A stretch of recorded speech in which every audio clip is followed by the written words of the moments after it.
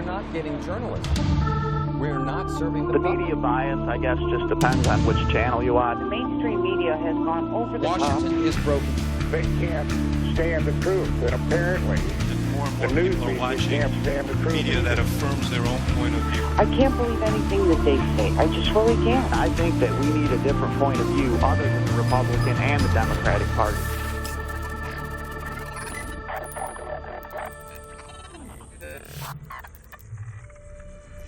Welcome to For the Record. I'm Lori Dew. Tonight we have a story that, frankly, many federal law enforcement officials we initially approached didn't want us to air. They said it was an old story and a waste of time. However, others in national security with whom we work on a regular basis encouraged our staff to investigate. But when we asked them to be interviewed, they weren't granted permission by their supervisors to appear on camera. Our episode tonight centers on a radical Islamic cleric from Pakistan known as Sheikh Mubarak Jilani. The messianic cult-like leader is the founder of Jamaat ul-Fuqra and its American front group, the Muslims of America, or MOA, as they are referred to in FBI documents. Jamaat ul-Fuqra is an international terrorist organization with operations in the United States that predate 9/11 by more than 20 years. A 1999 report from the State Department lists Fuqra as a terrorist organization, calling it an Islamic sect that seeks to purify Islam through violence. As you'll see in our story, many of its members have been convicted and jailed, yet MOA maintains close ties to Pakistan, and its infrastructure here in the United States remains intact. Tonight, For the Record presents Sleeper Cell. If you've been waiting for that smoking gun to prove that Islamic terrorism is still a threat here in the United States, it's coming. Ryan Mauro is the National Security Analyst for the Clarion Project, a nonpartisan organization dedicated to exposing Islamic extremism. He has advised multiple government agencies on counterterrorism. As part of his ongoing investigation into the Muslims of America, Mauro recently obtained a series of documents from the FBI. He shared those documents with For the Record. Mauro says they confirm his suspicions about the group's activities in America. This FBI document from 2005 couldn't be more clear about what the MOA's intentions are. They say explicitly that this is a group with a history of terrorist activity, that it retains the infrastructure to carry out an attack inside the United States and outside the United States, and it confirms that members of this organization are going over to Pakistan in order to get advanced training from Sheikh Jilani. This is simply shocking. A 2006 law enforcement report funded by the Department of Justice calls Jilani a known international terrorist. The mysterious sheikh practices a unique brand of Sufi Islam, and his followers believe he is a direct descendant of the Prophet Muhammad. Jamaat al-Fuqra, operating under the name of Muslims of the Americas, is so extreme that even groups like the Muslim Brotherhood would say that these guys are extreme. And that's because they believe that their leader is essentially the incarnation of God. Sheikh Jilani says that he's part of Sufi Islam. Really what he's a part of is Sheikh Jilani Islam. They worship him more than they worship anyone else. They believe that he's constantly watching, that he's capable of creating miracles. Jilani entered the United States from Pakistan in 1980. He began preaching at the Al-Faruq Mosque in Brooklyn, a place known for its ties to convicted terrorists, including Omar Abdel Rahman, known as the Blind Sheikh, the mastermind behind the 1993 World Trade Center bombing. Sheikh Jilani openly brags about his role in training the Mujahideen that fought the Soviets in Afghanistan, in training fighters that go to war in Kashmir against the Indian forces. So this is a man that's very proud of his history as a guerrilla warfare trainer, as a jihadist. FBI documents show that Jilani formed the MOA from a group of African American Muslims known as Dar ul-Islam. In 1980, while garnering support and recruits for jihad operations overseas, Jilani founded his first rural Islamic commune for his American followers in upstate New York. Most Americans would think it's an exaggeration to believe that there's actually a place called Islamberg on American soil. But in upstate New York, buried in the Catskill Mountains, there is indeed a place called Islamberg. It has a sign that says, "Welcome to Islamberg." Eventually, Jilani would establish more than 20 Islamic compounds across the United States, with key sites in New York, South Carolina, Virginia, and Texas. These compounds are located in isolated areas cut off from Western society. They are cut off from Western society because they need to brainwash their followers. They don't want them to be exposed to other ideas that would show them the insanity of what they believe. If you look at these Muslim of America compounds, number one, these guys are heavily ex-cons. A lot of the Muslims of America members have prison records. These guys are handy with a weapon. Eric Stackelbeck is an author and terrorism expert. He investigated the Muslims of America as part of his 2011 book, The Terrorist Next Door.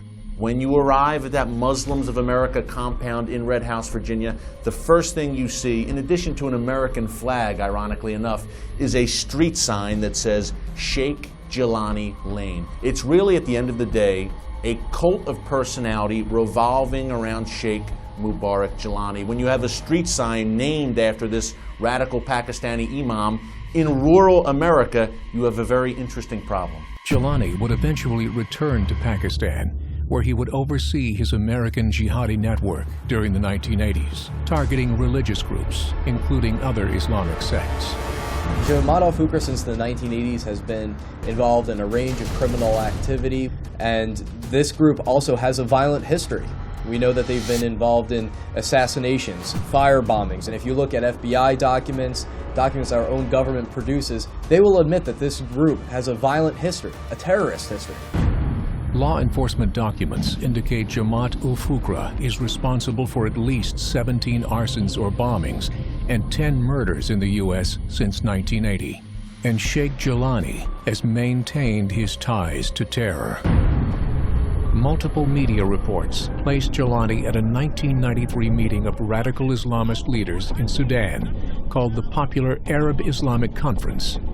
The event was organized by Hassan al-Turabi, a man the European press has referred to as the Pope of terrorism because of his role in providing sanctuary to jihadists, including Osama bin Laden. This was basically a terrorist summit in December 1993. You had members of Hamas, Hezbollah, Palestinian Islamic Jihad. According to reports, you had Osama bin Laden himself at this summit in Khartoum, Sudan, which would make sense because at the time bin Laden was based in Sudan. Now apparently you also had Sheikh Mubarak Jilani at this terror summit, rubbing shoulders, rubbing elbows with the likes of Hamas, Hezbollah, and reportedly Osama bin Laden. And at this summit there were chants of death to America, death to Israel, down with the CIA, the essential jihadist slogans. Jilani's name surfaced again after 9/11. The only time Jamaat al-Fuqra got media attention was after the beheading of Wall Street Journal reporter Daniel Pearl shortly after 9/11. And that's because Daniel Pearl had received information indicating that the shoe bomber had links to Sheikh Jilani. And so he wanted to interview Sheikh Jilani. While the FBI officially cleared Jilani in Pearl's gruesome death, his connection to the case remains troubling for many terror experts. Sheikh Jilani says that he had nothing to do with that beheading, but he also has said on his website that Daniel Pearl was a secret agent sent to assassinate him. So he believed that Daniel Pearl was an enemy operative out to stop him, thereby providing at least the justification for Daniel Pearl to be killed. Now, Jilani has always denied any connection to Daniel Pearl's killing. But what is clear about Jilani is he has had links to the Taliban. And when you think about Muslims of America members traveling back and forth from America to Pakistan with U.S. passports, to Pakistan to meet with a radical Islamist imam who has had ties to the Taliban, that's a scary thought. After Pearl's beheading, a CBS News crew investigating the incident spoke to Khalid Khawaja, a Jilani associate, who had also previously worked for Osama bin Laden. He said Osama does not have even one of his followers as committed as Sheikh Mubarak Jelani.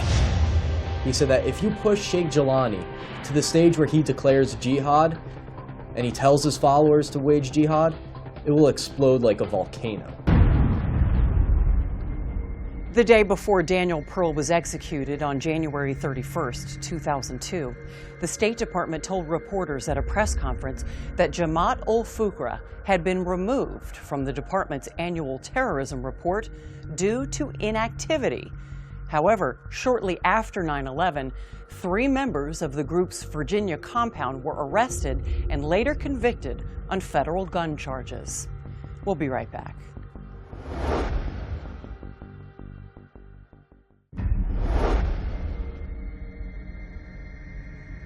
Welcome back. Our story continues with a look at law enforcement's near failure in bringing the Muslims of America to justice. Back in 1989, a police officer in Colorado Springs discovered a weapons depot in a local storage facility. He contacted the FBI, but the case eventually stalled. Frankly, if it wasn't for a diligent investigator from the state's Department of Labor and Employment, many MOA terrorists would have never seen the inside of a jail cell. Most Americans woke up to the problem of terrorism on 9/11, but a lot of investigators woke up when essentially a terrorist training camp was shut down in Colorado. Well, the agent met with me and my director and said that this group was a group of terrorists. And these people were called the Fuqra, which in Arabic means the impoverished ones. Susan Finger is a former investigator for the Department of Labor in the state of Colorado. The FBI came to her in the early 1990s looking for help in their ongoing investigation into Jamaat ul-Fuqra, which had turned up a slew of troubling evidence after a series of raids on Fuqra property. Suspicious, he checked with the storage locker company and got permission to open it. What they did find were numerous explosive devices, including IEDs, pipe bombs. They found birth certificates, blank birth certificates. They found all kinds of unemployment insurance information. And then they found 5 what they called targeting packets. Inside the packet was detailed exactly how to, in the case of an imam down in Tucson, how they were going to go about killing this man. According to Tucson police, intruders broke into Khalifa's mosque on January 31st, 1990, stabbed him some 29 times, and left him dead.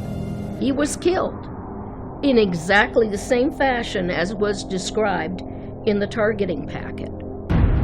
To Finger, the evidence was overwhelming. Her investigation uncovered a number of Fuqra's white-collar crime schemes that helped fund the group's terrorist leader. I followed the money trail. I was able to follow some of the money to a compound in upstate New York, and $10,000 was sent to Pakistan, to the leader, Mubarak Jelani. I sat down face to face with a former member of Muslims America who had been at the Red House compound in Virginia for some years. And what he told me is basically that this organization revolves around Sheikh Mubarak Jelani and operates essentially as a cult. They send, according to this former member, they send some 30% of all their earnings back to Pakistan, back to Sheikh Jelani. Despite mounting evidence, the FBI's investigation stalled. Finger says the agents told her they couldn't positively link individuals to the suspected crimes. Susan Finger was one of the earliest law enforcement officials to see exactly what Jamaat ul-Fuqra was up to. One of her most frightening stories is the fact that she had so much resistance from the FBI, from Washington, in tackling this group. My director and I and the FBI agent and his regional director met with the governor. The FBI regional director said, "We're backing out of this. We've got our marching orders from Washington, and we're no longer going to be involved." And the governor got very angry And I was very proud of him making the statement that I don't want terrorists in Colorado.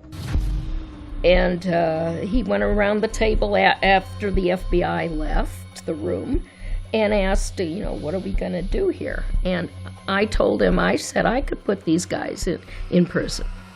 Then Colorado Governor Roy Romer assigned Finger to take the lead on the case. In 2 years, Finger did what the FBI could not: expose Fuqra's web of white-collar crime and terrorism and provide enough evidence to win a conviction. We ended up charging murder, arson, money laundering, the workers' compensation fraud, and we also incorporated tax evasion. On October 20th, 1993, 7 members of Jamaat ul-Fuqra were convicted in Colorado State District Court. Finger's work had drawn the ire of the group's terrorist leader in Pakistan. He got very upset with me personally. The FBI told me that they had found out a communication that showed that he had put a hit out on me for $50,000. Finger retired in 1997. Because of her success in the case, she has gone on to advise the CIA and other law enforcement agencies on the links between white-collar crime and terrorism. But she's still disturbed by the lack of action regarding the current threat posed by Jelani's network. The government, period, has dropped the ball on this group. It's interesting. You have 2 takes on this in terms of law enforcement and Muslims of America. I've spoken to some law enforcement sources who say, hey, we're monitoring them, we're on top of it. I've spoken to others, though, who've been in the Homeland Security apparatus who say, you know what, these guys are out there, they're in these rural areas, they're heavily armed, they're reportedly engaging in paramilitary training, they're loyal to a jihadist sheikh back in Pakistan, and they're really not being monitored. And if you look at the top, it explicitly says international terrorism-Pakistan. The documents Mauro obtained from the FBI last year show that law enforcement has continued to monitor the group to some degree, but an increasing amount of the Bureau's activity with the MOA seems to be focused on community outreach. To show you how clueless and ill-educated some of our law enforcement intelligence officials are about this group, in 2004, the head of South Carolina's FBI branch spoke at a Muslims of America event celebrating diversity. Now, my aim as the head of the South Carolina FBI is to tell you today that my duty is to protect this diversity and to protect our unity. This is the head of an FBI branch speaking at a group that pledges allegiance to a terror-linked Pakistani sheikh, a group whose members have committed acts of terror, criminal activities, which have seen members arrested since 9/11, yet we have the director of a state FBI branch speaking at an event, breaking bread with them and embracing them. On 9/11, we woke up to Al-Qaeda and Osama bin Laden, and that became our template for judging threats. We didn't wake up to radical Islam. We woke up to Al-Qaeda. And so if you fall outside of that template, all of a sudden you look like a moderate by comparison. And so Jamaat al-Fuqra has taken advantage of that. For the Record made multiple requests for an interview or statement from the FBI regarding its relationship with the MOA and whether or not the Bureau deems the group as a threat, as its own documents would indicate. The FBI declined comment. Well, they totally mishandled it. It should be incumbent upon all law enforcement agencies to work together and cooperate with each other in order to bring these people to justice. While law enforcement officials declined to comment on camera, the mayor of a small village just a few miles from MOA's headquarters in upstate New York did speak to For the Record. I know there's been good chats between our local police chief and the people of that community. Just sit-down chats and how can we help each other? What is it that's the problem? And I think that's very good. That never happened years ago. We showed Mayor O'Connor the FBI documents referenced in this episode. This is new information to you. Yes, right? It is. Yes, it is. And it's concerning, right? Absolutely is.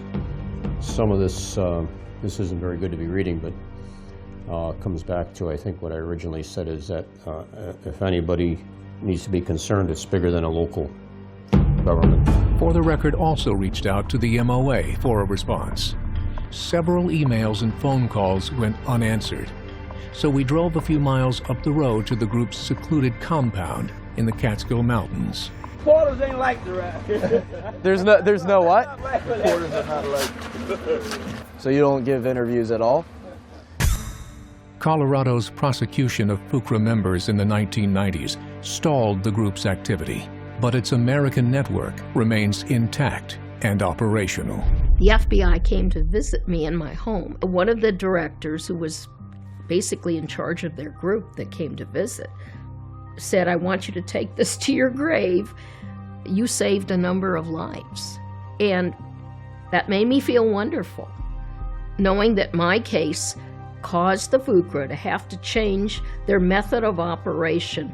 They decided that it was worth toning down some of their activities for the long-term benefit of the network. With radical Islamist groups, just because they lie dormant for a few years doesn't mean they're not active behind the scenes, planning and plotting. You think about Al-Qaeda, 9/11 took 5 years to plan. Islamists have a long-term worldview, ideology, goal, and plan. It's obvious to me, and it would be to most law enforcement people, that these people are terrorists. Eventually, crimes are going to start up again.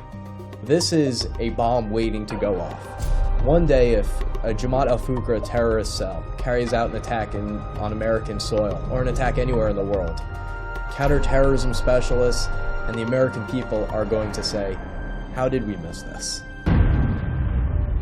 When we started our program tonight, we mentioned that a number of individuals working in national security encouraged us to air this story. One of those people works closely with the Department of Homeland Security and the FBI. That person told For the Record, quote, "Pretending MOA is not a potential threat is either incompetence or ignorance, and neither one is very good for America. An inactive cell that is still operational doesn't just go away." We'll be right back.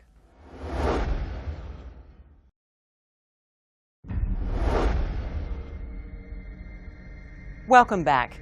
According to the New York Times, a 2005 internal report at the Department of Homeland Security refers to Jamaat ul-Fuqra and the MOA as predicted sponsors of future terror attacks in America. And remember, the group's multi-state infrastructure and connection to Pakistan and terrorist leader Sheikh Jilani remain intact today. For more information on tonight's episode, Sleeper Cell, visit our show page at theblaze.com/fortherecord. There you can find law enforcement documents and other research materials we use to produce tonight's show. That's our program for this evening. I'm Laurie Dew, and we'll see you next week on For the Record.